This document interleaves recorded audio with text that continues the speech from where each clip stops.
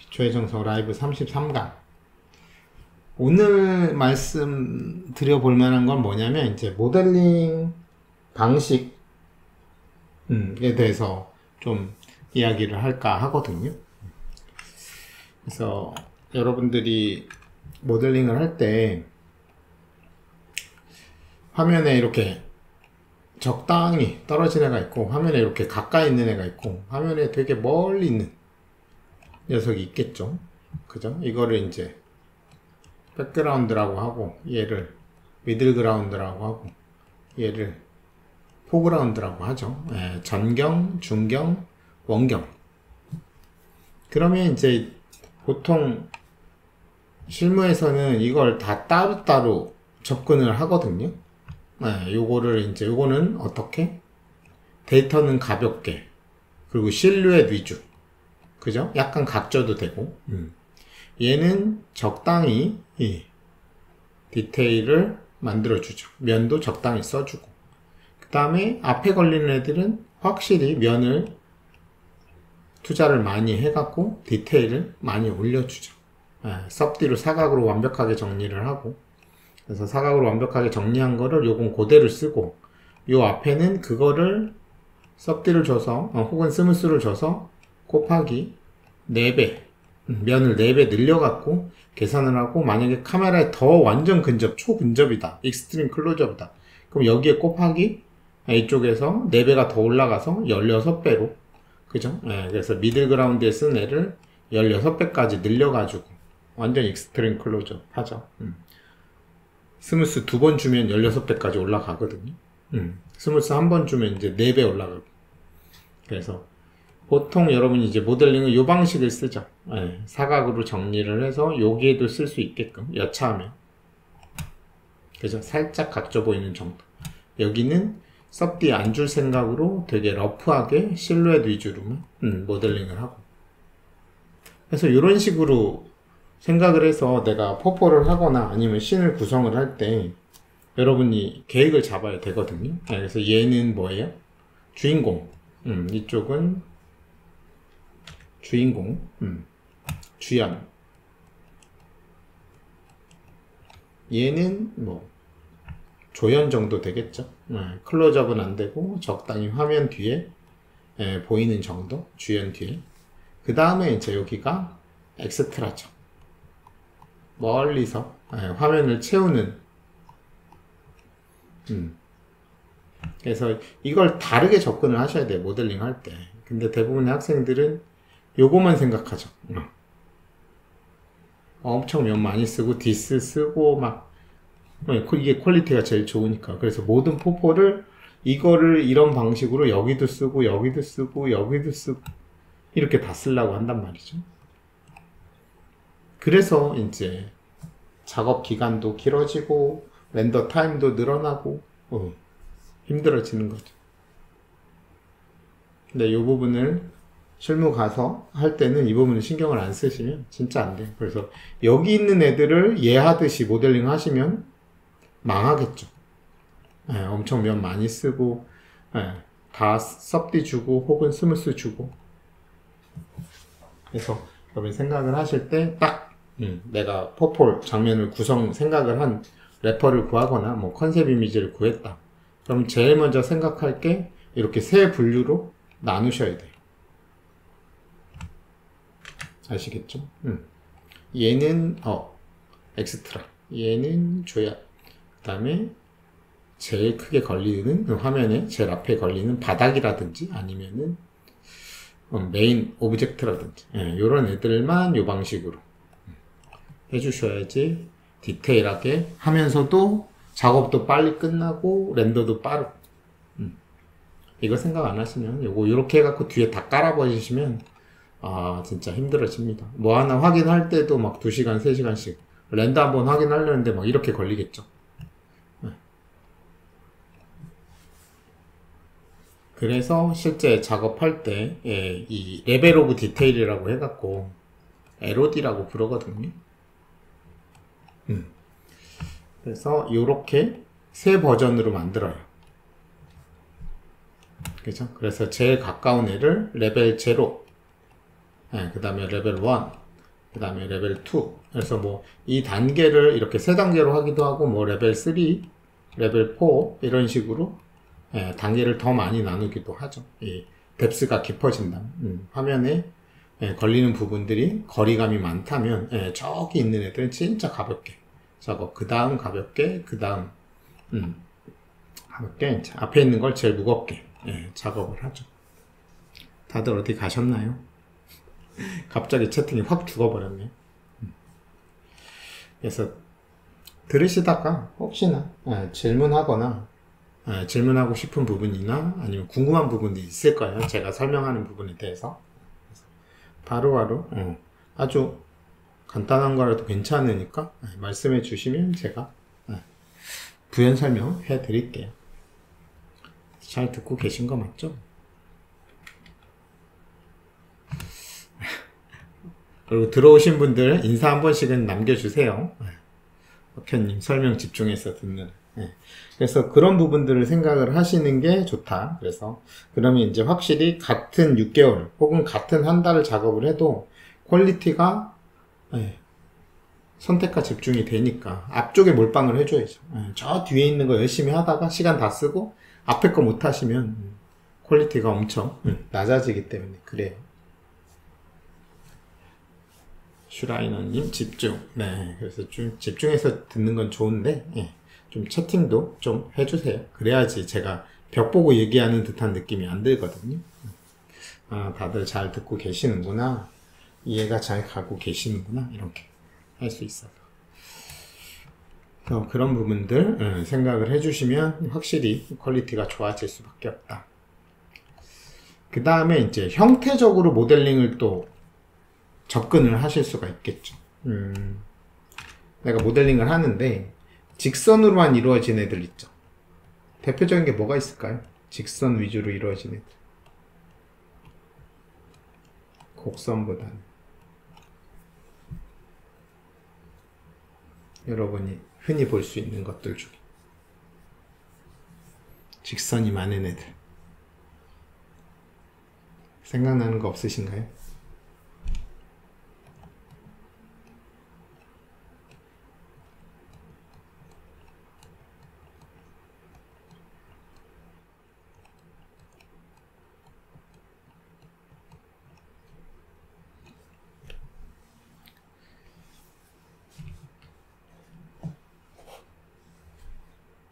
아무도 대답을 안 해주시네. 건물 있죠, 건물. 건물들 보시면 빌딩이라든지 이런 애들 대부분 직선이 많죠. 그리고 멀리 있고. 그래서 이런 직선이 많은 애들이 있고, 그 다음에 여기 플러스, 직선 플러스. 직선 플러스 곡선. 그래서 처음에 직선적인 형태가 있고, 그 다음에 요거하고 다른 곡선적인 형태가 있겠죠. 그러면 이제 곡선에는 두 가지로 다시 또 나눕니다. 곡선에는 또 어떻게 다르냐. 뭐 직선은 나눌 게 없는데, 곡선은 반지름이 있는 애. 이런 원 같은 애들 있죠. 혹은 이렇게 돼서 이렇게 된 애들. 이렇게. 베벨이나 이런 거 보면 이제 반지름으로 이렇게 할 수 있는 애들. 그래서 이런 반지름, 곡률이 있는 애들이 있고, 그 다음에 반지름이 없는 자유곡선이 있어요. 곡률이 있는 곡선과 반지름이 없는 이런 곡선들 있죠. 자연에서 많이 볼 수 있는 땅이라든지 뭐 이런 애들. 그래서 이렇게 직선만 있는 애가 있고, 요거 플러스 직선 플러스 반지름 있는 애가 있고. 그래서 난이도는 보면 어때요? 직선으로만 있는 애들은 많지는 않겠죠. 직선하고 플러스 요 반지름까지 이렇게 추가된 반지름을 만들 수 있는 이런 형태들. 뭐가 있을까요? 제품 있겠죠. 제품. 우리가 쓰고 있는 이런 마이크, 필통, 핸드폰, 마우스 이런 것들은 이제 직선 플러스 반지름 있는 곡선. 여기까지는 쉬워요. 근데 이 반지름이 없는 자유곡선이 많이 들어가는 순간부터 힘들어지죠. 보통 오가닉이라고 부르는 보통 모델링을 좀 두 가지로 나누잖아요. 하드섭이 하나 있고 그 다음에 오가닉이 있습니다. 그래서 하드섭은 이쪽 직선과 반지름 있는 곡선들을 위주로 되어 있고, 그 다음에 오가닉의 하드섭의 대표적인 게 이제 로봇, 뭐 제품, 이런 것들. 그리고 오가닉의 대표적인 게 이제 캐릭터, 그 다음에 뭐, 그죠? 오가닉의 대표적인 게 캐릭터. 그래서 사람형도 있고, 뭐, 이런 크리처 같은 애들. 사람은 아니지만, 캐릭터하고 비슷하게 생긴, 괴물이라든지 오거라든지 뭐 이런 것들, 그 다음에 이제 자연물들, 이런 것들. 그래서 당연히 이쪽으로 갈수록 난이도가 엄청나게 많이 올라갑니다. 그죠? 상식적으로 생각해도 이런 형태면 훨씬 만들기가 쉬울 거 아니야. 그죠? 이렇게 원기둥 같은 것도 반지름이 있고, 그죠? 뭐 이런 식으로 이렇게 돼 있고, 이런 형태들, 이런 것들은 쉽단 말이죠. 물론 이것도 뭐 만든 사람 입장에서 이제 경력이 있으면 쉽지, 이제 초보자 입장에서 이것도 상당히 어렵단 말이에요. 근데 초보자 입장에서 요걸 다 건너뛰고, 이 부분을 다 싹 건너뛰고 빨리 잘하고 싶거나, 아니면 캐릭터가 화려하니까 요걸 싹 다 건너뛰고 일로 바로 가고 싶어 하는 친구들이 많단 말이에요. 어떤 경우가 많을까요? 시작할 때 마야부터 안 하고 지브러시부터 하는 경우가 있어요. 마야는 보니까 점을 하나씩 다 당기는 거고, 지브러시는 마우스를 슥슥 문지르면 막 형태가 쭉쭉쭉 나오니까, 뭔가 더 선진적인, 고급 기술 같고, 그리고 더 편해 보이니까 이제 지브러시부터 시작하는 친구들이 있어요. 그죠? 그렇게 되면은 이거를 못해요. 이거를. 왜냐면 지브러시를 뚝딱뚝딱 만들었단 말이죠. 사람 얼굴을 만들었든 뭐 오고를 만들었어. 그럼 면이 엄청 많단 말이죠. 엄청 많은데 이걸 렌더링을 걸 수가 없어요. 이 메쉬 자체를. 얘는 디테일을 위해서 소스형 베이크를 하거나 디스맵을 뽑거나 아니면은 노멀맵을 뽑거나 이런 용도지, 이거 자체를 렌더링용 메쉬가 아니란 말이죠. 물론 그렇게 면이 고퀄리티로 형태를 만들어 놓은 거를 면을 줄여가지고 강제로 줄여주는 메뉴가 있긴 있어요. 하지만 그 자동으로 면을 줄여주는 명령으로는 사실 형태, 특히 이제 움직여야 되는 애들, 캐릭터, 애니메이션이 돼야 되고, 이 근육에 맞게끔 얼굴이 변해야 되고, 이런 걸 그런 명령을 써갖고 지워버리면 형태에 따라서 와이어가 쫙 이쁘게 이렇게 돼야지, 얼굴 표정이나 이런 게 돼야 되는데, 그런 건 그냥 이런 거 다 싹 깡그리 무시하고 그냥 면을 강제로 줄여주는 거거든요. 그러니까 형태가 다 망가진다. 디테일들이 다 망가져요. 그래서 그런 거는 이제 피규어나 움직이지 않는 거를 할 때는 그 방식으로 그냥 지브러시로 디테일하게 만들고 면 줄여가지고 하거나, 아니면 면 그 많은 걸 그대로 어차피 렌더를 하는 게 아니니까 피규어를 만들거나 뭐 이런 것들을 할 때, 3D 프린팅 할 때, 그럴 때는 괜찮지만 영상에 써야 된다. 그러면 지브러시로 만든 메쉬를 그대로 쓸 수가 없어요. 면이 너무 많기 때문에. 그러면 렌더링을 하기 위해서 그거에 맞춰진 실루엣, 디테일하진 않지만 큰 실루엣에 나온 베이스 메쉬를 만들어줘야 되거든요. 근데 그거는 무슨 방식이야? 그걸 보통 리토폴로지라고 합니다. 하이폴을 그대로 렌더링 면이 너무 많아서 할 수 없으니까 면을 다 최적화 시켜가지고 렌더링 걸 수 있을 정도까지 면을 작업을 하는데, 그 작업은 결국은 이 점을 마야에서 하는 이런 폴리곤 모델링 방식, 점을 하나씩 당겨갖고 형태를 잡는, 이거를 했어야 이 리토폴로지, 이 흐름에 맞게끔 와이어를 짤 수가 있어요. 그래서 지브러시만 하시면은 이 형태 잡는 연습을 안 했기 때문에, 이 와이어 짜는 연습을 안 했기 때문에 이걸 못 만들어요. 베이스 메쉬를. 근데 요 순서대로 가서 마야를 다 공부를 하고, 이 상태에서 하드섭이나 아니면은 기본적인 것들을 마야로 다 만들 수 있는 상태에서 이제 딱 지브러시로 넘어가면은 순서를 마야에서 지브러시 순으로 배우는 순서를 이렇게 하시면은 이미 이거를 할 수 있고, 해보니까 이거 되게 쉽네. 물론 쉽진 않아요. 말이 쉽다는 건 점을 하나씩 당기는 것보다 쉽게 형태가 나온다는 거지, 이 디테일, 하이폴리곤을 만드는 것 자체가 쉽다는 얘기는 아닙니다. 그래서 오해하시면 안 돼요.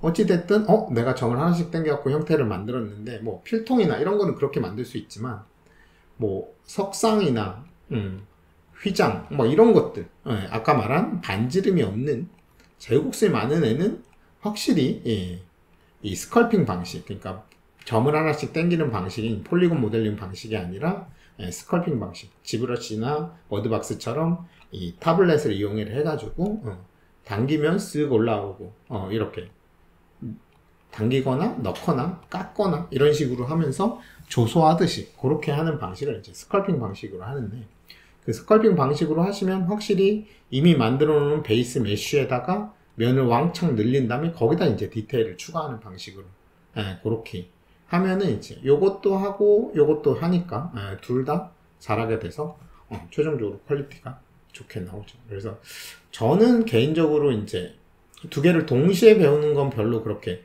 추천하진 않아요. 왜냐면 이제 머릿속에 두 개 개념이 완전히 다르거든요. 인터페이스도 틀리고. 그래서 처음 시작하는 단계에서 지브러시랑 머드박스를 동시에 하시면 아마 좀 머리가 더 혼란스러워서 힘드실 거고, 그래서 일단 이 점을 하나씩 당겨 갖고 하는 이 폴리곤 모델링 방식을 배우신 다음에 그 다음에 지브러시로 넘어가는, 그러면 이걸 충분히 왜 내가 하던 것보다 조금 더 수월하게 할 수 있으니까 그래서 하는데, 이걸 거꾸로 하시면 되게 힘들어요. 지브러시로 막 하다가 마야 이제 딱 와서 했더니 뭐야 이거 점을 하나씩 당겨서 형태를 만든다고? 못해요.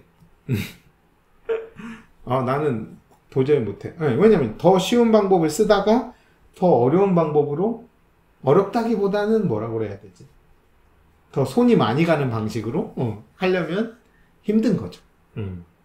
그래서 물론 그렇게 해서 잘 하시는 분들도 있겠지만, 그래서 보통은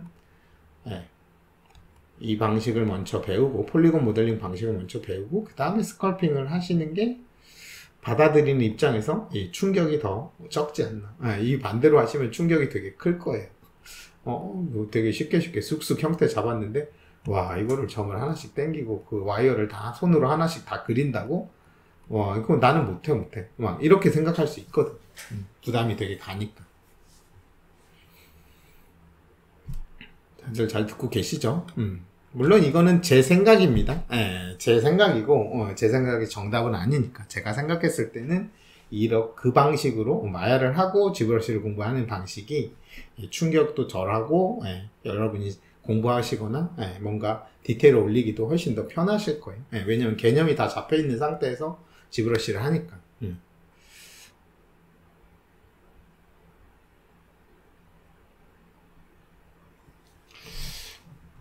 듣고 있는데 와이어에 대한 리더. 이게 뭐야 이거 갑자기 쫙 나오네요. 그동안 영상이 끊긴 건 아니죠? 갑자기 채팅이 확 올라오네. 한 번에 올라오네. 잠깐 채팅이 딜레이가 있었나봐요. 영상은 괜찮게 나가고 있었죠. 네네. 다행이네요. 그래서 좀 채팅을 읽어볼게요.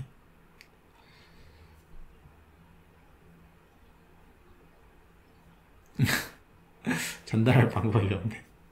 그죠? 와이어에 대한 이해도가 없어서 모델링을 하면 힘들죠. 그죠? 그래서 결국은 지브러시를 하든 마야를 하든 결과물은 내가 렌더링을 걸어야 되기 때문에 이 베이스 메쉬, 렌더링을 걸 베이스 메쉬는 만들어낼 수 있는 능력이 있어야 돼요. 그래서 모델러라면 이 와이어를 보여줄 수 있어야 되는데, 이제 지브러시만 하시면 형태, 쉐이딩 된 거는 보여줄 수 있는데, 자, 그래, 와이어를 보여줘.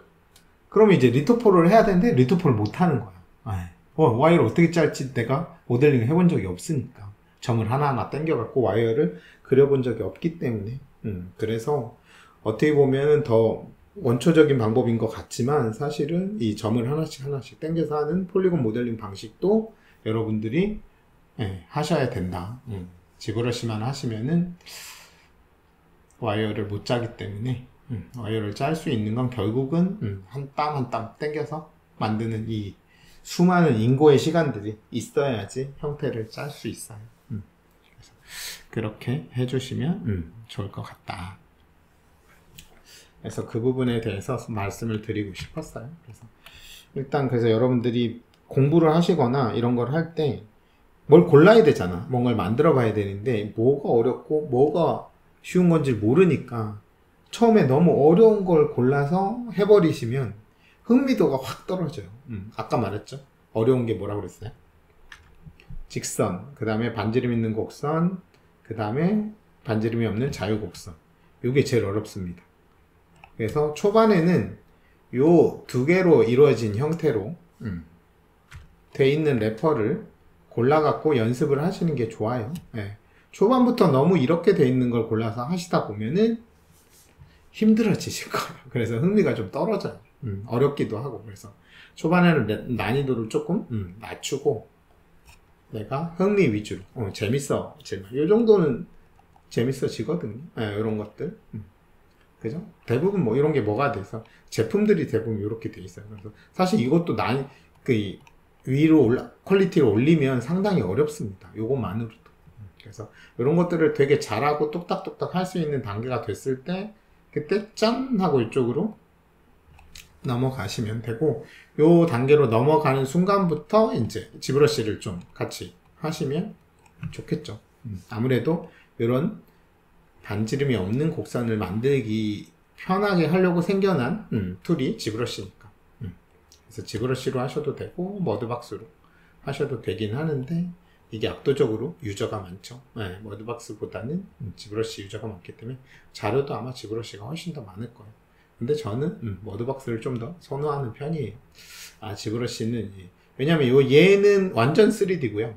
얘는 약간 2.5D예요. 그래서 장단점이 있죠. 얘는 2.5D. 그래서 3D다 보니까 마야인 3D 요거랑 개념이 거의 비슷해서 머드박스 같은 경우는 그냥 켜가지고 한 30분? 적어도 많아도 한 2-3시간 정도만 보시면 이해가 잘 되실 건데 지브러시는 그래도 한두 달? 길게는 한 6개월은 걸리실 수도 있어요. 개념 잡는데. 그만큼 좀 많이 다르다. 개념이. 이쪽 두 개.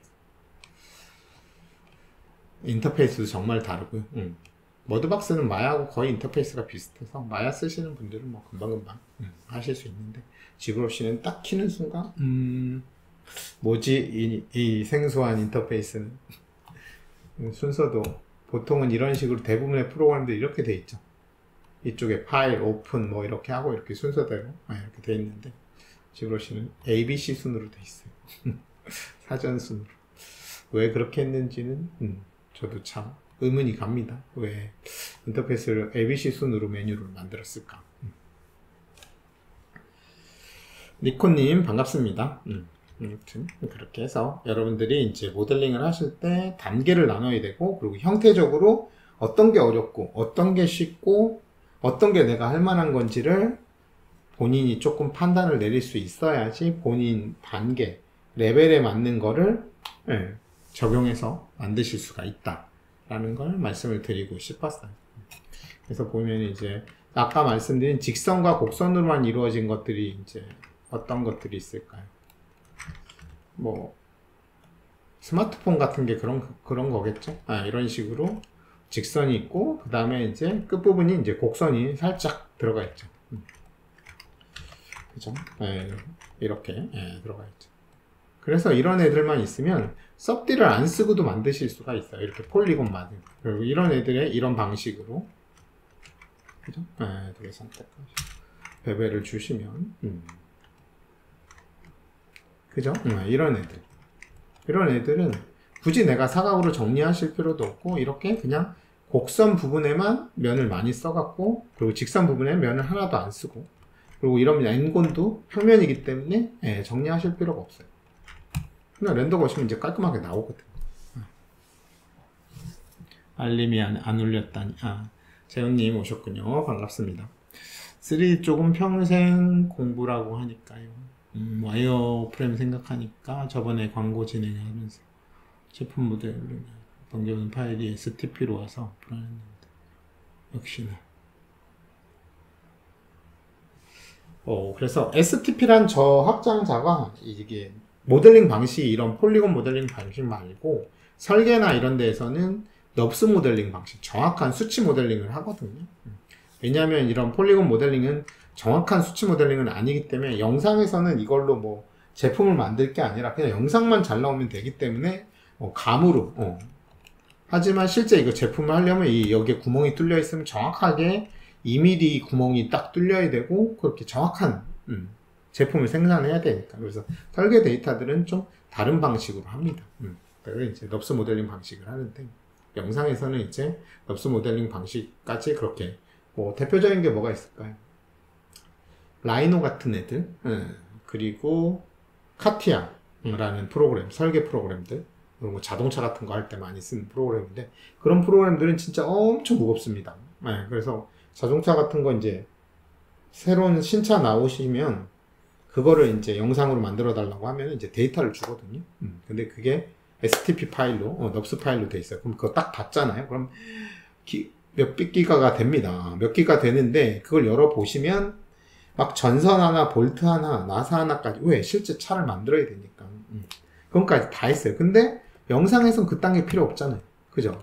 겉에 보이는 껍데기하고 안으로 들어가도 딱 눈에 보이는 시트랑 뭐 차체 이것만 있지 차체 안에 들어가는 볼트나 너트 막 기어 이런 것까지 다 안 보이니까 영상에서는 그것까지는 필요 없다고. 그래서 그런 것들을 싹 다 지우고 껍데기 우리 눈에 보여갖고 시각적으로 필요한 부분만 남겨서 그거를 이제 또 조각조각 다 나 있어요. 그럼 그거를 다 하나로 합쳐주고 폴리로 바꿔서 깔끔하게 렌더했을 때 찢어져 보이지 않게끔 하는 작업을 해야 돼요.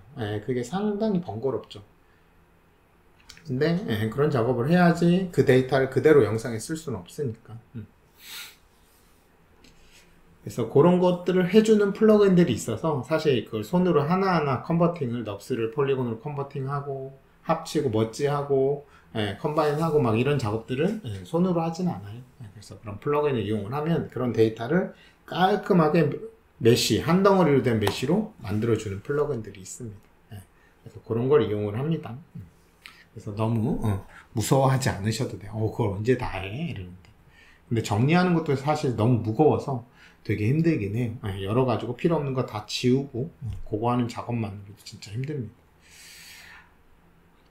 뭔가 포펄하고서 취직한다고 하더라도 계속 꾸준히 배워야 할 게 많은 것 같아요.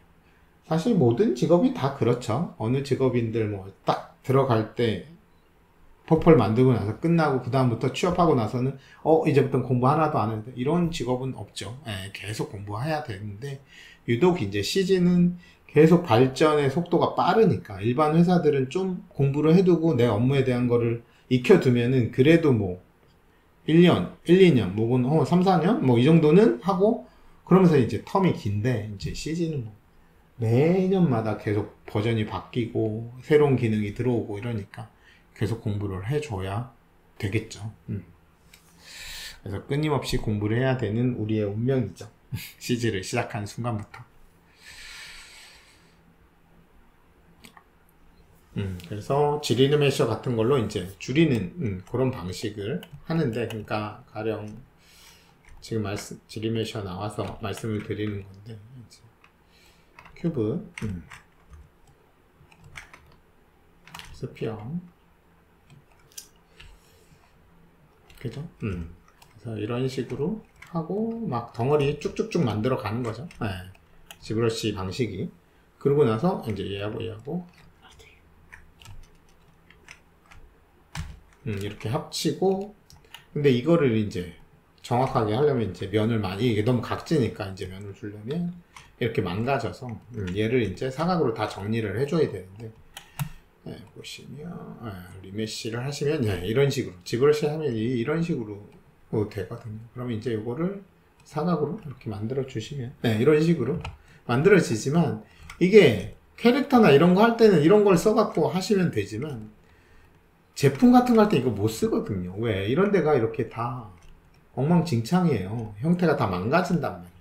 그러니까 멀리 있는 건 뭐 이렇게 쓰셔도 상관이 없는데, 깔끔하게 이렇게 깔끔하게 딱딱 떨어지려면 결국은 이 방식, 이 모델링 방식을 써야 돼요. 그래서 그냥 면을 여기서 줄여나가는 방식을 쓰시면 디테일들이 이런 부분이 다 깔끔하지가 않죠. 막 이렇게 뒤틀려 있고. 그래서 이런 것들은 멀리 있는 거에만 쓸 수 있다. 이런 애들은 뭐 이렇게. 그리고 이렇게 불규칙하게 생긴 애들은 오히려 이렇게 하는 게 더 자연스럽죠. 불규칙한 뭐 애들을 이런 식으로 깔끔하게 만들면 그게 또 오히려 더 어색하니까. 그래서 이 형태에 따라서 만드는 방식이 달라질 수밖에 없다.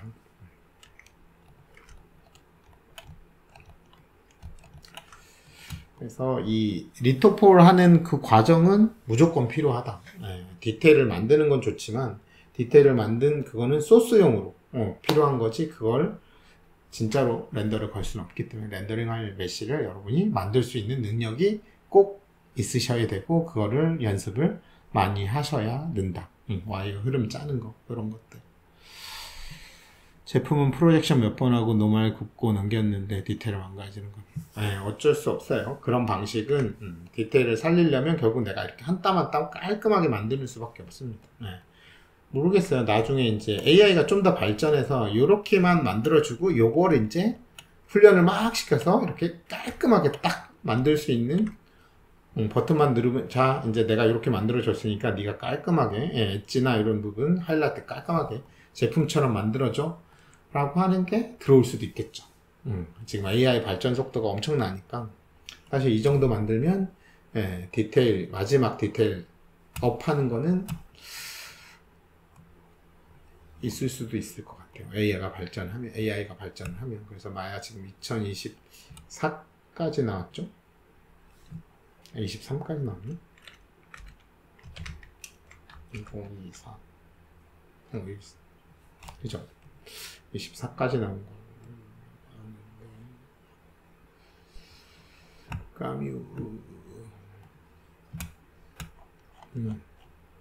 2024까지 나왔죠. 작년 3월에. 그래서 올 3월이 되면 2025가 나올 수도 있죠. 이게 항상 1년마다 나왔는데 어떻게 될지 모르겠네요. 곧 나올 때가 되긴 했는데 25가 나올지 안 나올지는 가봐야지 알겠죠.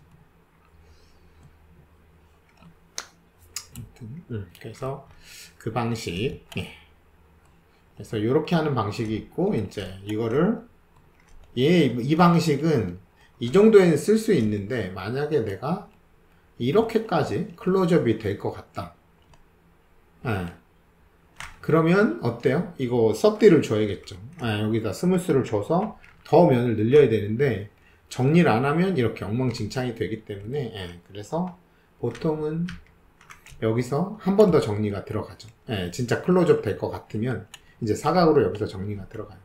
클로즈업 안 들어갈 거면 정리를 안 해도 되는데 이런 식으로 사각으로 정리를 깔끔하게 해주시죠.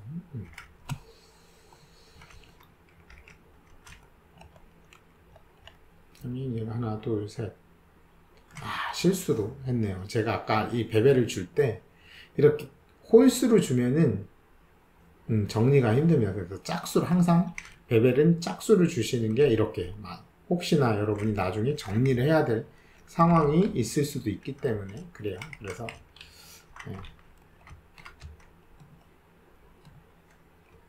지금 W 눌러도 커서가 안 바뀌죠. 이게 버그거든요. 멀티컷에서 W 이동툴 눌렀는데 커서 이제 바뀌었죠.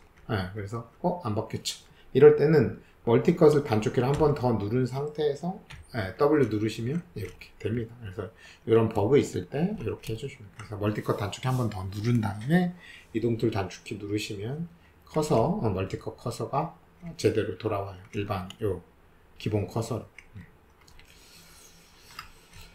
그래서 이렇게 해주시면 이제 선택하시고 베벨 주시고 세그먼트 이렇게 짝수로 주셔야 돼요. 그리고 엣지 루프 베벨 주시고 이런 식으로 이렇게 하면 이제 정리가 가능하겠죠. 깔끔하게.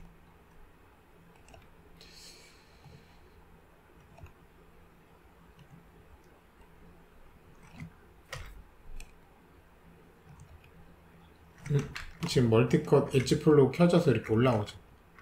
그래서 엣지 플로우 꼭 끄시고 튀어 올라오지 않게. 그래서 일반 멀티컷 쓸 때는 엣지 플로우를 꼭 꺼주셔야 돼요.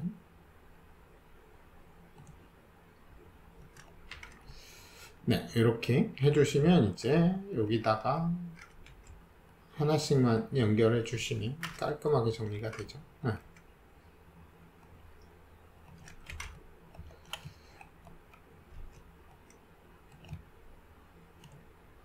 그죠? 네, 이렇게 해주시면 이제 딱 깔끔하게 이렇게 정리가 됩니다. 그래서 이런 식으로 작업을 하죠. 그러면 이제 중경이 있을 땐 그냥 쓰시면 되고, 가까이 갔을 때 클로즈업 됐네? 그러면 각지구나. 여기다 이제 섭디를 딱 적용을 하시면 이렇게. 그래서 이 섭디 쓰는 게 16배 늘어나는 거예요. 면이 스무스 2번 준 거하고 똑같습니다. 그래서 지금 보시면 스무스 1번 주면 되고 2번 주시면 면이 2500개로 늘어나죠. 이 상태에서 3번 눌러 보시면 2500개 똑같죠. 그래서 이 3번 누르는 게 스무스 2단계 준 거하고 똑같아요. 그래서 16배가 늘어나니까 엄청나게 늘어나는 거니까 이렇게 3번 함부로 눌러 놓으시면, 이렇게 오브젝트 한두 개 있을 땐 괜찮지만 씬 작업 엄청 많이 해놓고 전부 다 선택해서 3번 누르시면 안 돼요. 그러면 너무 느려지고 버벅거리기 때문에. 고민영님, 원경에 있는 모델링 배배해 줄 때 어느 정도가 적당할까요? 물체에 따라. 원경에 있을 때는 살짝 각져도 거의 티가 안 나기 때문에 사실 거리에 따라 다르겠지만 원경도 거리가 있으니까 가령 실린더로 이렇게 했을 때 그죠? 그래서 멀리 있다면 보통 이제 한 8개 정도만 하겠죠. 원경이니까 요 정도. 그리고 이제 각져 보이니까 노말을 페이크를 쳐서 소프트 엣지를 이렇게 줘서 이런 식으로 해서 멀리 있는 애는 이런 식으로 작업을 하셔야 돼요. 이렇게. 왜? 멀리 있는 애를 이거를 16개씩 주고 해봐야 퀄리티 차이가 안 나니까. 두 개 보세요. 원래 보통은 어떻게 만들어요? 이 정도 만들고 선택하고 베벨 주고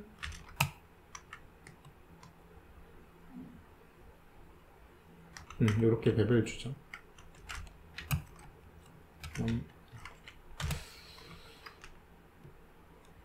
이렇게 디테일을 잡아주죠. 그럼 이제 면을 이렇게 많이 쓰는데 얘 멀리 가시면 얘나 이 거리에서 똑같잖아요. 그죠? 근데 데이터가 얘가 훨씬 가볍잖아. 얘는 24개밖에 없는데 얘는 거의 4배가 더 넘죠. 그렇기 때문에 멀리 있는 애들은 최대한 이렇게 가볍게 작업하는 연습도 해두셔야 돼요. 그래서 모든 물체를 다 이렇게 해갖고 여기를 꽉 채워버리면 답이 안 나와요. 너무 느려지게. 그리고 효율적이지 못하기 때문에 최적화를 항상 씬 작업을 할 때는 생각을 해주셔야 돼요. 아시겠죠?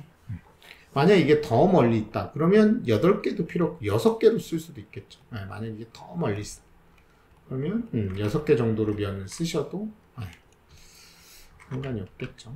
티가 적으니까. 그런 애들은 6개 정도 요 정도로만 하셔도 옆에만 소프트 엣지 주시면 엣지 선택해서 이렇게 소프트 엣지 주시면 저 멀리 있는 되게 작은 사람이라든지 작은 건물들, 기둥, 전봇대 막 이런 식으로 하셔야겠죠. 이게 효율적이지. 그죠?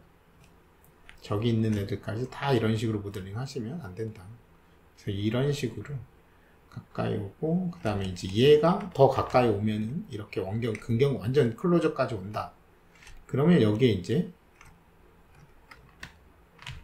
이렇게 2단계까지 그래서 한 요쯤 오면 1단계만 주고, 그죠? 여기서 더 가까이 오시면 한 번 더 줘서 2단계까지.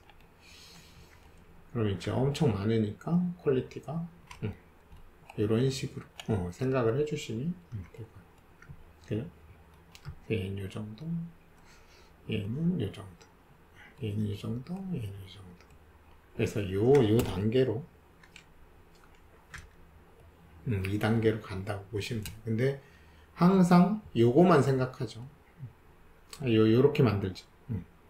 요렇게 만들면 요거까지 쓸 수 있으니까 요 단계까지 쓸 수 있어서 요 방식으로만 대부분 다 섞기 모델링 방식을 하는데, 사실은 요거랑 요것도 상당히 많이 필요해요. 이 멀리 있는 까는 애들을 이렇게 만드시면 이거는 뭐 진짜 극한 상황, 엄청 가까이 갔을 때만 이렇게 2단계까지 주고, 보통은 여기서 끝나죠.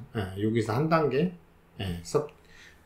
섭디 한 단계만 딱 준 단계, 섭디를 2단계 주시면 면이 엄청 많은데, 카메라가 막 이렇게 익스트림 클로즈업 가면 이 정도는 써야 여기가 괜찮죠. 이런 애들은 이렇게 익스트림 클로즈업 들어가면 각지니까 한 번을 줘도, 그죠? 그래서 여러분들이 모든 오브젝트를 싹 다 이렇게 사각으로 완벽하게 정리를 하실 필요는 없다. 때론 이렇게도 하고 이렇게도 하고, 그러면 사각 정리 안 해도 되니까 훨씬 더 빠르고 데이터도 가볍고 렌더도 빠르고 심도 가볍고, 그죠? 배현선님 반갑습니다. 그래서 이런 것들을 이제 포폴 하기 전에 이 개념을 잡고 가셔야 돼요. 이 개념 없이 포폴 들어가는 순간 지옥문이 열립니다. 뭐 하나 보려고 하면 너무 오래 걸려. 렌더 한번 버튼 누르면 1시간이 걸려야지 렌더가 나오니까, 그죠? 아니면 뭐 10분씩 기다려야 되고. 그래서 렌더 걸면 그래도 10초 20초 안에 전체적인 느낌이 대략적으로 그래도 나와야지. 버튼 누르고 렌더가 10분 있다 시작하면 그거 답답해서 어떻게 작업합니까? 그죠? 그래서 이런 거 생각 안 하시면 그렇게 된다. 그러면 이제 뭐예요? 컴퓨터 바꾸죠. 내 컴퓨터 사양이 안 좋은가 보다. 3D 하려면 확실히 컴퓨터가 더 좋아야 되나 보다. 사실은 최저가로부터 하고 그 다음에 그걸로 감당이 안 됐을 때 이제 컴퓨터를 더 올리셔야 되는데, 분명히 본인 컴이 괜찮은데도 불구하고 이런 최저가 작업이 안 돼서 작업 속도가 느려지고 퀄리티가 낮아지는 그런 상황이 진짜 안타까우니까 이런 부분들을 항상 생각하면서 해야 된다.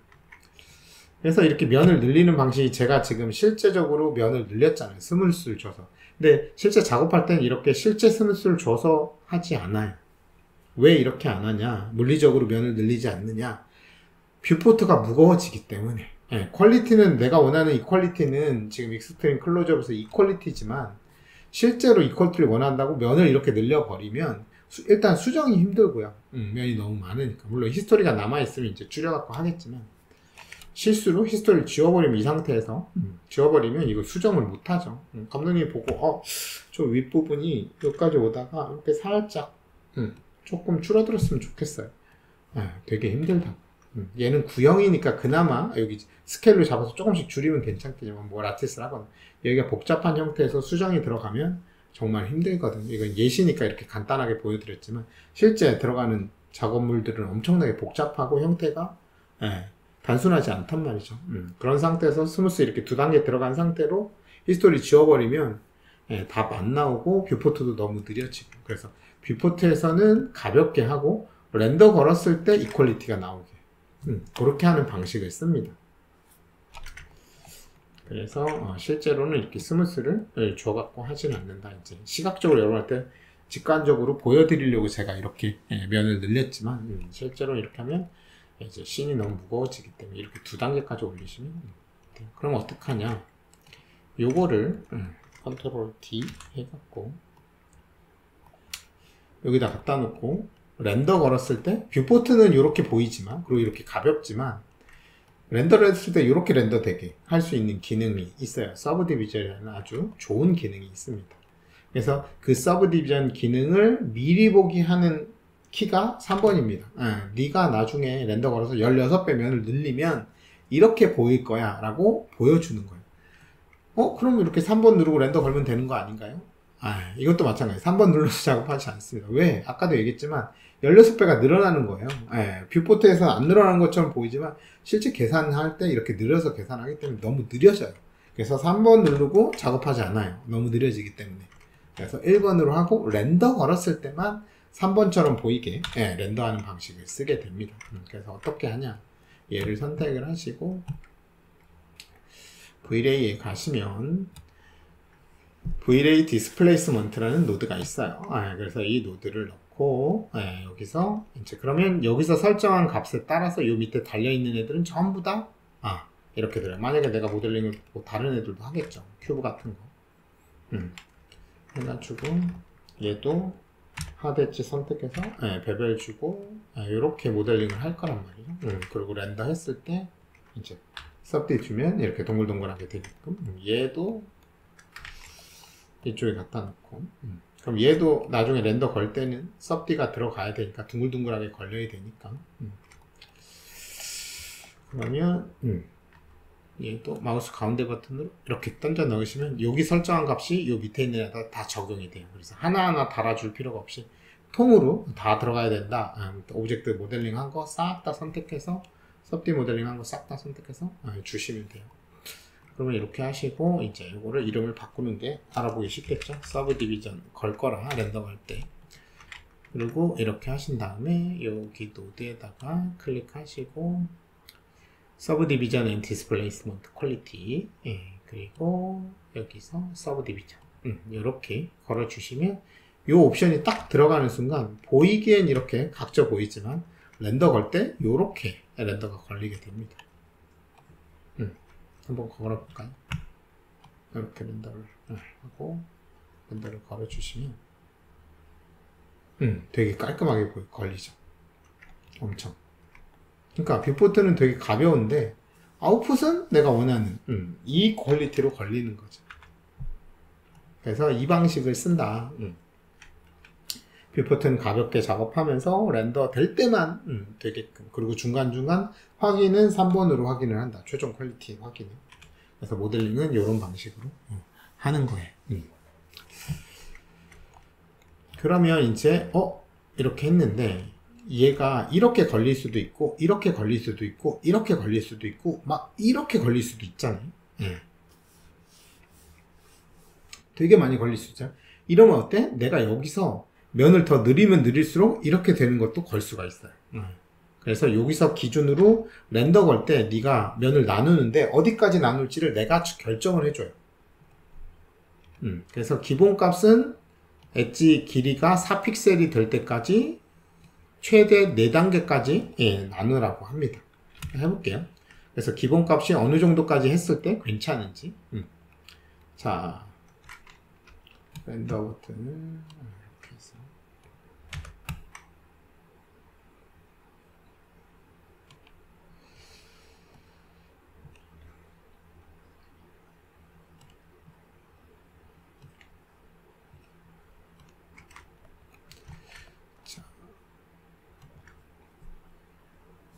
박현님, V-Ray 렌더 시 섭디 설정 되게 편리하게 되어 있네요.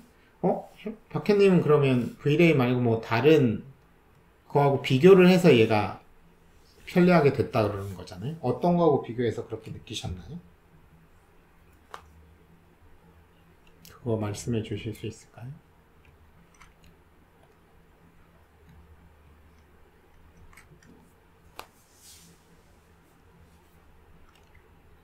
아놀드. 그렇군요. 그래서 자 가까이 가면 여기까지 괜찮죠. 근데 더 가까이 가면 이제 슬슬 이렇게 보시면 어때요? 약간 각져 보이죠. 여기까지 더 클로즈업 들어가 볼까요? 이제 슬슬 각이 보이죠. 올려줘야 되는 거예요. 아놀드는 메쉬 어트리뷰트에 들어가서 섭디 들어가서 메쉬마다 따로 진짜로요? 오브젝트가 10개면 10개를 다 따로따로 들어가야 된다고? 어떻게 그렇게 작업하죠? 뭔가 방법이 있지 않을까요? 아놀드도? 그렇게 무식하게 작업 안 할 것 같은데 왠지. 그거 너무 힘들어서 그거 어떻게 작업해요? 오브젝트 100개면 100개를 달아야 된다고? 그럼 너무 힘들잖아요. 그래서 이렇게 몇 개가 됐든 하나로 묶어갖고 여기서 설정을 하는 방식으로 이렇게. 아마 이런 방식이 아놀드도 있을 것 같아요. 제가 아놀드를 몰라서 답을 드릴 수는 없지만. 신 전체 5. 그죠? 얘도 이렇게 안 잡고 한 번에 쫙 해주는 게 있어요. 그래서 보통은 어떻게 하냐, 이걸 안 달고 이걸 안 다시고, 네, 이렇게 보시면 스톱 하시고, 내가 이렇게 했을 때 그냥 여기서 3번을 누르고 렌더를 걸어 보시면 안 달았죠. 그래서 그렇게 각지게 보여요. 그죠? 이렇게 각지게 보인단 말이에요. 3번 눌러놓고, 그럼 나 3번으로 걸고 싶은데 근데 노드 달기는 귀찮은데, 그럼 어떻게 하시면 되냐, 어떻게 하는 방법이 있냐면, 렌더 세팅에 가서 오버라이드에 가시면 뷰포트 서브디비전이라는 옵션이 이렇게 꺼져 있어요. 그래서 요 뷰포트 서브디비전을 적용했을 때 렌더가 안 걸리는 거거든요. 그래서 요거를 체크를 하시면 이렇게 3번 눌러놓은 애들은 둥글게 걸려요. 이렇게 만약에 이걸 컨트롤 D를 해서 얘는 3번을 안 눌러놨어요. 그리고 얘만 3번을 눌러놓으면 이렇게 걸리거든요. 3번 누른 애들만 뷰포트 서비전 적용한 애만 이렇게 걸려요. 그리고 만약에 둘 다 3번을 눌러놓으면 둘 다 걸리겠죠. 이렇게 3번을 하시면 이렇게 둘 다 이렇게 섭디로 걸리는데, 이 방식은 별로 추천드리고 싶진 않습니다. 기본으로 꺼져 있는 이유가 있겠죠. 왜 추천을 안 하냐, 너무 기본값이 여기 세팅에 가시면 너무 많이 나눠져 있어요. 맥스 섭디가 너무 올라가 있습니다. 그래서 아무 생각 없이 3번 누르면 3번 누르고 나 그대로 걸고 싶어 했고, 요거 체크하면 걸리네. 그래서 요거 체크하고 거시는 순간 엄청 오래 걸릴 거예요. 왜? 면을 너무 많이 나누기 때문에. 필요 이상. 256단계면 1단계가 요 상태에서 한 번 들어가는 게 1단계거든요. 여기서 한 번 나누는 게 1단계. 거기서 한 번 더 나누면 이렇게 이게 2단계. 그 다음에 3단계가 여기에 또 하나씩 더 들어가는 거. 그러니까 한 단계가 더 올라갈 때마다 4배씩 올라간단 말이에요. 근데 이게 256단계까지 간다면 장난 아니겠죠. 거의 와이어로 꽉 차겠지. 그러니까 필요 이상으로 기본값이 너무 올라가 있어요. 그죠? 근데 이제 오브젝트 이렇게 몇 개 있을 때는 기본값으로 걸어도 걸만해요. 렌더 걸리잖아, 금방.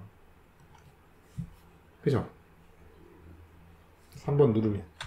그래서 아무 생각 없이 하는데, 이제 나중에 포펄할 때 이 버릇을 그대로 쓴다?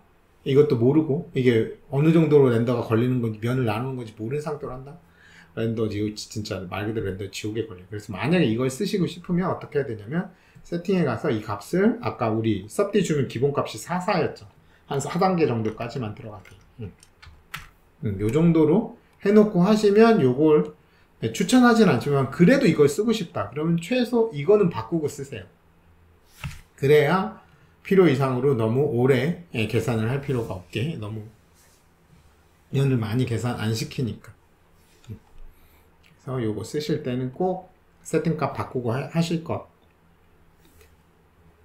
근데 얘 단점이 있는데 부분적으로 적용을 못해요. 만약에 얘는 이렇게 가 있고 이 정도 있어요. 그리고 얘는 엄청 가까이 있습니다. 얘는 좀 더 멀리 가까이.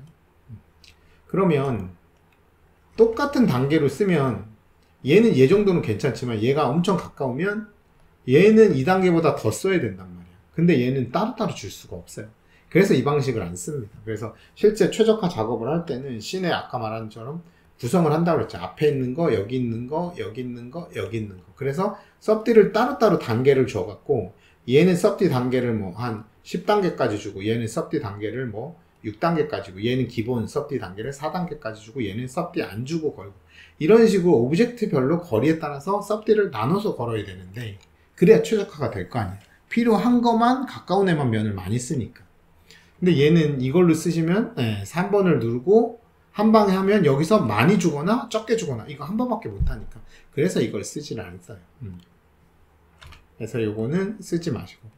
그리고 첫 번째가 안 써야 될 이유 중 가장 큰 이유가, 이걸 쓰시면 3번을 눌러야지 이렇게 걸리잖아. 그럼 3번 누르니까 면이 16배가 늘어나죠.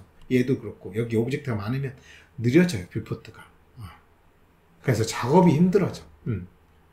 그렇기 때문에 이건 쓰지 말고 이렇게 돼 있으면 이쪽에 있는 애들은 이렇게 선택을 해서 컨트롤 D, 쉬프트 D, D, D. 네, 그리고 얘도 컨트롤 D, 쉬프트 D, D. 네, 이렇게 했을 때 이거는 지울게요. 자, 이렇게 해서 단계를 나눠서 거는 거지. 네. 그래서 따로 섭디를 주시면 돼요.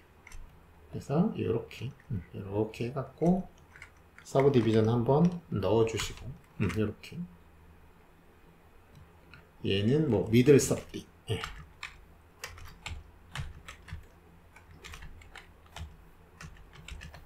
얘는 하이폴 섭디, 뭐 이런 식으로. 예. 그래서 선택하고 노드 주시면 이렇게 선택한 애들이 그 밑에 이렇게 딱딱 들어가요. 그래서 얘네들은 요거고 얘네들은 요거죠. 선택을 하고 하시고 혹시나 하나 빡 빼먹고 했다. 요것도 같이 넣을 거다. 그러면 이렇게 마우스 가운데 버튼으로 나중에 추가도 가능해요. 그리고 빼는 것도 가능하고. 그래서 이런 식으로 나중에 추가도 가능해요. 얘는 하이 섭디 이런 식으로 해서 각각 단계를 따로따로 주실 수가 있어요. 그리고 나머지 이쪽에서는 섭디 안 줘도 되겠죠. 그래서 미들 섭디는 기본값 정도만 쓰시면 되고요. 이렇게 기본값 쓰시면 되고 얘는 조금 더 써야겠죠. 너무 완전 클로즈업이니까. 이렇게. 그래서 얘는 뭐 이 정도로 이 10은 좀 많다. 그래서 6 정도 한 2단계 더 들어가면 되겠죠. 그래서 이런 식으로 여러분이 중간에 있는 애, 가까운 애, 멀리 있는 애 다 따로따로. 그래서 멀리 있는 애 섭디 줄 필요 없고 이 정도 이제 섭디 안 주면 살짝 각져 보이니까 이 정도는 섭디 주시고 그 다음에 얘는 만약 카메라가 이렇게 더 가까이 이렇게 간다. 그러면 이제 얘는 좀 많이 주시고 이렇게 해주시면은 진짜 퀄리티는 퀄리티를 좋아지면서 렌더는 또 딱 최적화돼 가지고 필요 이상의 면을 쓰지 않으니까 최소한의 시간으로 최대한의 퀄리티를 내실 수가 있는 겁니다. 그래서 이 섭디라의 개념을 모르시면은 진짜 시간은 많이 쓰고 퀄리티 왜 한 달 동안 아니 1시간 동안 내가 10번 테스트 해보는 사람과 1시간 동안 한 번 테스트하는 사람은 누구 퀄리티가 빨리 올라가겠어? 당연히 10번 하는 사람이 퀄리티가 올라가겠죠. 시간이 얼마나 차이가 나나요? 이거는 이제 모델링 양에 따라 다 다르죠. 그래서 뭐 10분 납니다, 5분 납니다 이렇게 할 수가 없어요. 여기 이 모델링이 어떤 모델링이냐에 따라서 다르니까. 그래서 당연히 시간은 면을 올리면 올릴수록 더 오래 걸려요. 이 단계가 올라가면 면이 많아지는 거니까. 해서 보시고 요거는 렌더를 걸면서 내가 44 했는데 얘는 괜찮은데 얘는 44로 했더니 앞에 있는 거 44로 했더니 살짝 각져 보이네. 그러면 이제 단계를 올리시면 돼요. 이렇게 한 단계씩. 그래도 각져 보이네. 그럼 6단계. 이렇게. 그래서 안 각져 보일 때까지 올려주시고 그러면서 올리면서 시간은 당연히 자연스럽게 오버가 되겠죠. 더. 그래서 이 개념이 정말 중요하다. 디스도 마찬가지거든요. 여기에다 내가 노이즈를 막 넣어서 울퉁불퉁하게 작업을 하고 싶어. 그러면 결국 디스도 렌더할 때 이 면을 늘리는 거란 말이죠. 그래서 섭디는 그냥 둥글게만 하면 되니까 원래 메쉬가 요 정도, 요 정도, 요 정도, 요 정도면 한 4단계 정도만 되면은 여기서 한 번 나누고 한 번 나누고 또 한 번 더 나누면 어느 정도만 돼도 요게 둥그러지는데 여기가 만약에 디스로 막 이런 걸 하려면 엄청나게 단계가 많이 들어가야겠죠. 훨씬 더 면을 더 많이 나눠줘야 돼요. 섭디 할 때는 면이 그렇게 많이 필요 없지만 한 이 정도 적당한 면 구조 정도면 되겠지만 디스를 표현하려면 여기가 엄청 촘촘하게 면을 많이 나눠줘야 여기 울퉁불퉁한 형태를 렌더링 할 때 다 표현하겠죠.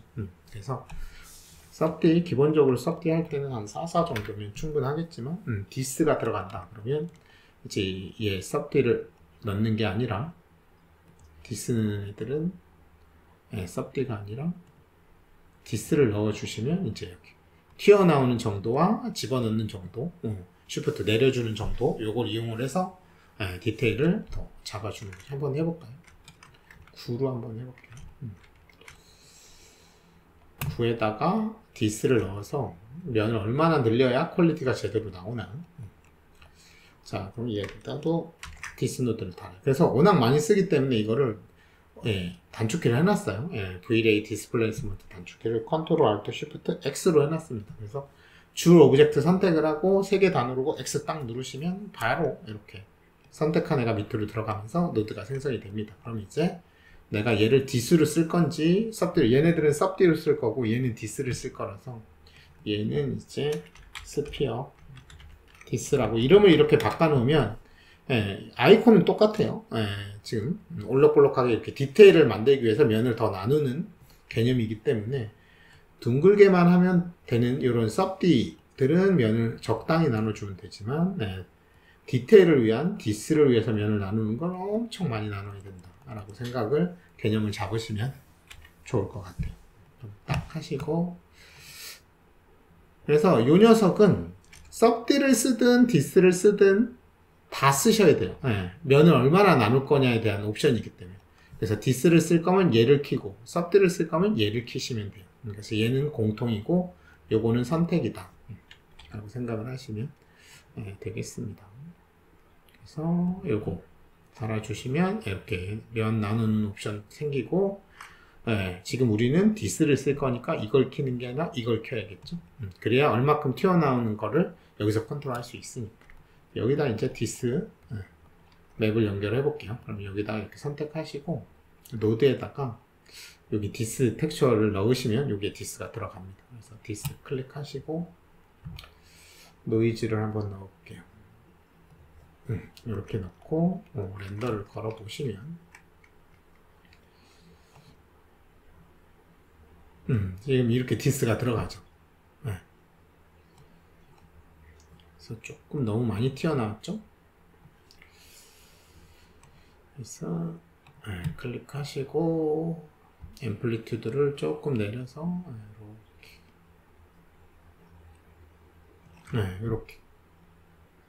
이렇게 얼럭얼럭하게 나오죠. 선도 하나 만들어 봅시다. 태양 디테일 좀 나오게. 자, 이렇게 하고 카메라도 만들게요. 그래서 피지컬 선을 썼기 때문에 태양이 되게 강하잖아요. 그럼 카메라도 그거에 맞춰서 피지컬 카메라를 만들어 주셔요. 그래서 카메라 만드시고 롭스루 셀렉티드 이렇게 해서 F 이렇게 해주시고 렌더 걸어 주시면 저장 한번 합시다. 또 꺼질라. this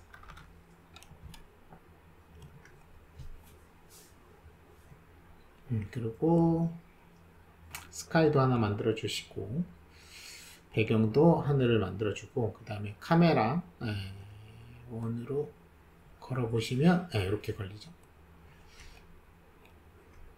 이렇게 이제 노출을 잡아 보겠습니다. 카메라 선택하셔서 그래서 원래는 수동으로 이렇게 피지컬 카메라 켜줘야 되는데 단축키로 하면 내가 요 키는 것까지 단축키에 넣어놨어요. 카메라 만들면 바로 켜지게 해놨습니다. 그래서 수동으로 만드셨으면 카메라에서 만드셨으면 여기 오셔갖고 꼭 켜주셔야 이 옵션이 생겨요. 재단축키 쓰시면 자동으로 옵션까지 달리고요. 이렇게 해서 이제 노출 값을 바꿔보시면 이런 식으로 이 정도. 자, 이제 이렇게 보이죠? 이렇게 하는데 여기 문제가 생기죠. 디스를 썼더니 이 UV를 자른 부분이 끝에가 안 맞아고 서로가 이어지지가 않으니까 여기 디스 썼을 때 UV 잘린 부분이 문제가 생기거든요.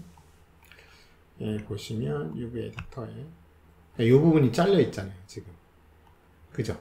그래서 요 끝이랑 요 끝이 루프가 안 되니까 당연히 여기가 튀어나오고 들어가는 게 이렇게 안 맞겠죠. 네, 그래서 이렇게 UVC 부분에 디스가 터질 때 디스 옵션에 가시면 Keep Continuity가 있어. 얘가 자동으로 이 중간 값을 맞춰줘요. 네, 이렇게. 그래서 훨씬 더 좋겠죠. 그래서 요거 UVC 부분 터지는 부분을 요걸로 잡아주시면 좋아요. 그래서 이렇게 잡아주시고 이제 요것도 더 자잘자잘하게 해볼게요. 좀 반복을 시켜서 맵을.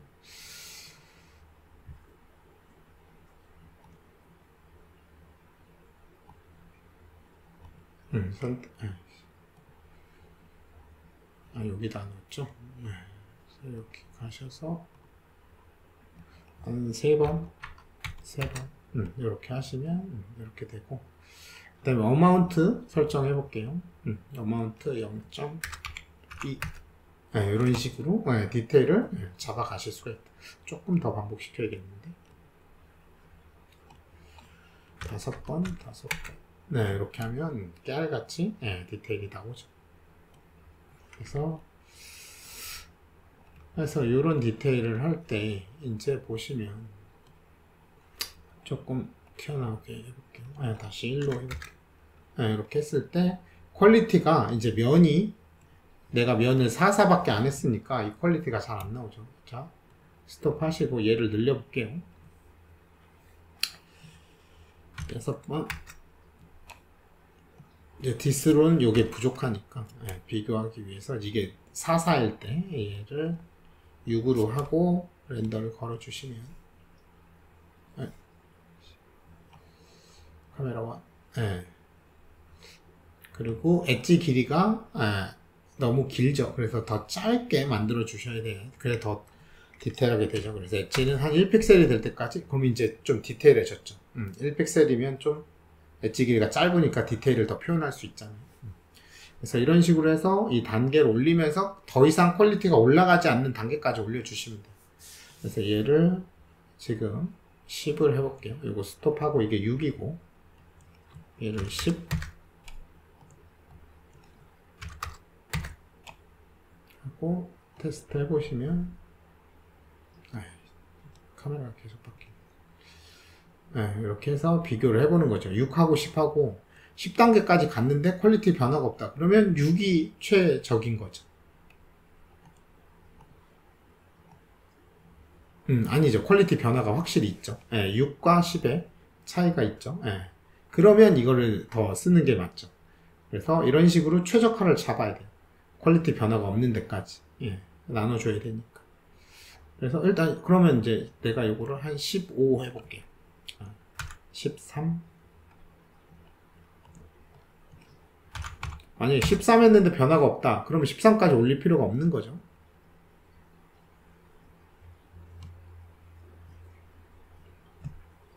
스톱. 그죠? 그래서 요게 10이고 요게 13이니까 조금 변화 있죠. 요 끝에 요만큼. 그러니까 요거는 이제 고민을 하게 되는 거지. 과연 내가 이거 요만큼의 퀄리티를 위해서 13까지 쓸 가치가 있나? 그죠? 그래서 그게 필요하다. 그러면 이제 13까지. 어찌됐든 올리니까 조금 디테일이 올라가긴 해요. 그래서 이제 내가 이걸 15를 해볼게요.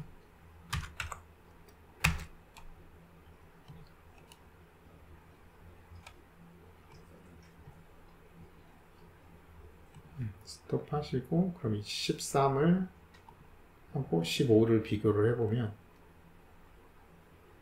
그래도 조금 올라가긴 해요. 그래서 제가 봤을 때는 13부터는 그렇게 확실히 10까지는 퀄리티가 확 올라가는데 13부터는 조금 하니까 이제 여기서 이제 개인이 판단을 하는 거지. 나는 가성비로 따지면 제가 봤을 때 한 10, 11 퀄리티 엄청 많이 망가지지 않는 선에서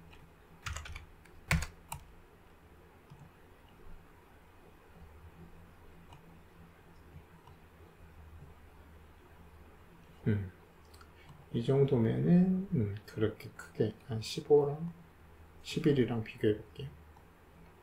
그죠? 이 정도면은 가성비로 괜찮을 것 같습니다. 그래서 더 이상 올려서 변화가 없으면 이제 내가 진짜 극한의 퀄리티를 내가 디스맵 내가 만든 거에 최고 퀄리티를 하고 싶다. 그럼 변화 없을 때까지 계속 올리시면 되는데, 점점 뒤로 갈수록 렌더는 오래 걸리지만 퀄리티 차이는 별로 없는 그 단계가 올 거예요. 그러면 거기 이상은 올리면 의미가 없고, 그 다음에 아까 말한 것처럼 올라가긴 올라가는데 그렇게 막 눈에 띌 정도로 심하게 안 올라가는 구간이 있을 거예요. 그럼 그거는 이제 개인의 판단. 내가 이거를 지금은 이게 간단해서 이 정도지만 사실은 이제 여러분이 모델링하고 텍스처 넣고 엄청 디테일하게 만드시면은 생각보다 렌더링 진짜 오래 걸리거든요. 디스 쓰시면. 그럴 때는 이제 이 맥스 서브디 단계를 본인이 이제 결정을 해야 될 때가 있어요. 가성비에 맞춰서. 이게 한 장 거는데 저 한 단계 올리면 막 10분, 20분씩 막 올라가. 그럼 한 장이면 뭐 10분 더 기다리면 되겠지만 이제 실무할 때는 이게 시퀀스잖아요. 그러면 몇천 장, 몇만 장을 걸 건데 한 장당 10분을 세이브하면 막 하루 이틀, 막 2, 3일이 왔다 갔다 할 수 있기 때문에 그때는 이제 고민을 하겠죠. 그래서 요거는 요 정도로 갑시다.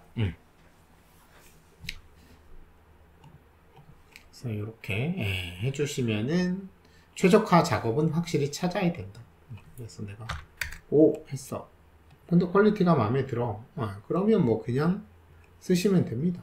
이 정도로도 충분해. 근데 이제 확실히 퀄리티가 면이 부족하니까 디테일이 잘 안 나오죠. 그래서 내가 납득할 그 시간과 퀄리티 그 중간의 타협점을 이제 찾으시면 됩니다. 올리면서. 그래서 이제 이 서브디나 디스나 결과적으로 뷰포트는 가볍게 하면서 퀄리티는 렌더할 때만 퀄리티를 올리려면 이제 면이 많이 필요한 건데, 그 면을 늘리는 방식을 이런 노드를 써서 필요한 만큼만 면을 늘려서 사용을 한다라는 거를 이제 여러분한테 알려드린 겁니다. 그래서 서브 디비전과 디스플레이스먼트 개념은 둘 다 면을 늘려서 디테일을 올린다라는 개념이고, 서브디는 조금만 면을 늘려도 되고, 디스는 이 맵이 어떤 맵이냐에 따라서 엄청 디테일한 깨알 같은 맵이다. 그러면 이제 엄청 면을 많이 늘려주실 거고, 그게 아니라면 이제 적당히 쓰셔야 이제 시간 대비 내가 원하는 퀄리티를 얻어내실 수가 있어요. 그래서 여러분이 이런 개념들, 최적화 개념을 생각을 하시면서 진짜 시간은 시간대로 적게 쓰면서 퀄리티는 최대로 내고 싶은 게 이제 사람의 그 기업의 기본이죠. 최대 효율을 잡아내는 거. 포폴 하실 때도 그런 개념으로 접근하고 일할 때도 그렇게 접근을 하셔야지. 이런 거 개념 없이 그냥 나 퀄리티만 좋게 디스 왕창 다 쓰고 막 이런 데다 디스 쓰고 있으면 망하는 겁니다. 이런 데는 디스는커녕 서브디도 주면 안 되는 애들이에요. 이런 애들은. 그리고 있는 면도 줄여야 되는 애들. 그래서 이 앞으로 오면서 점점점 여러분들이 퀄리티를 올리긴 올리되 최소한의 시간을 써야 된다는 그런 사명감을 갖고 작업을 하시면 퍼포를 하실 때 퀄리티도 좋게 하면서 렌더도 빠르게 하실 수 있을 것 같습니다. 어떻게 오늘 서브 디비전 그리고 모델링 계획을 잡고 어떻게 접근을 할지, 얘는 어디까지 들어가고 얘는 어디까지 할지에 대한 기준을 말씀을 드렸는데 되게 도움이 되셨나요?